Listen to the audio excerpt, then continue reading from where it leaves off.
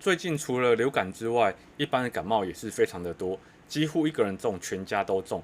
一开始有点像是被车撞或被人打过一样疼痛，后续开始就一直咳嗽咳不停。那甚至有些人会吃咳嗽药，好像都没有任何的效果。那马可自己也是一直咳嗽，吃咳嗽药没有任何的效，所以试了以后，我是吃抗组织胺。那发现抗组织胺吃了以后，反而咳嗽的症状有缓解。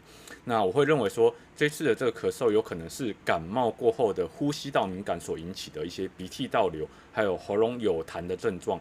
因此建议给大家试试看，如果吃咳嗽药还是没有效，一直在咳，可以试着试试看抗组织胺，也就是流鼻水的药来试试看哦。